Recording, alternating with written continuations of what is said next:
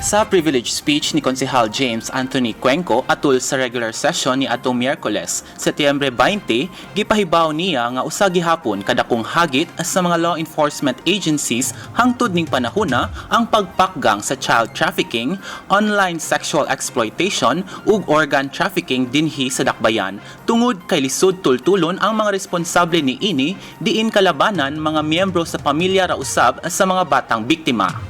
Matod ni Cuenco, aduna nay mga nasikop dinhi sa syudad sa Subo.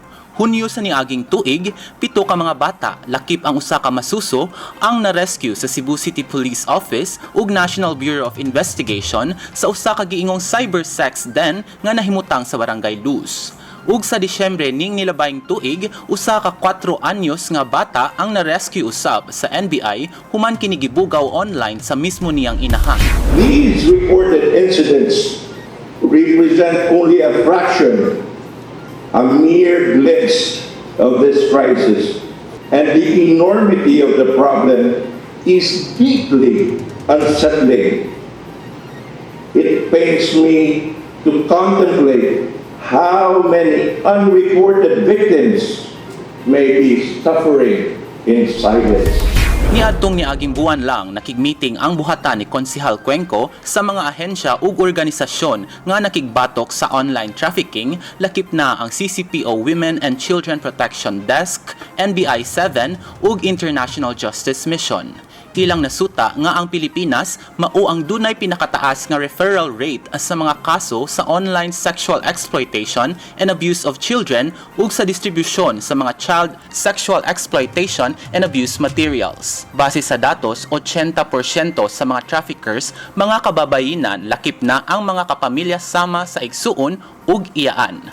Dugang pa, 41% niining mga traffickers mao ang kaugalingong mga ginikanan sa mga biktima. Tungod kay sayon ug dako ang makwarta niini, maong madani ang mga ginikanan nga iabusar ilang kaugalingong mga anak ngadto sa mga online predators nga kasagaran mga lalaking langyaw didto sa North America ug Europe. Gipadayag ni Cuenco nga kinahanglan hingusgan sa syudad ang mga community referral mechanisms aron masiguro nga kaning mga laway nga krimen batok sa mga kabatan-unan ma-report gyud ug maaksyonan dayon sa mga otoridad.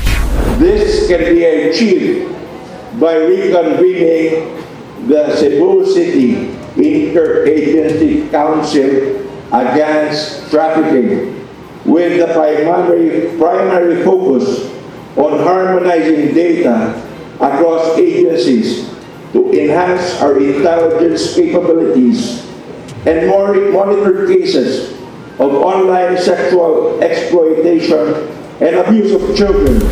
Giaprubahan sa konseho ang resolusyon ni Konsehal Cuenco sa paghangyo sa Office of the Mayor sa pagreconvene sa Cebu City Interagency Council Against Trafficking kon sisiyakat sa labing daling panahon.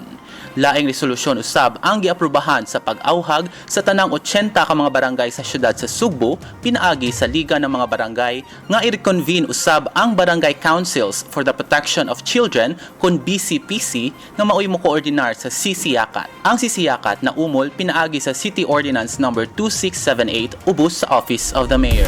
About a hidden problem in the Philippines, child exploitation, including organ trafficking.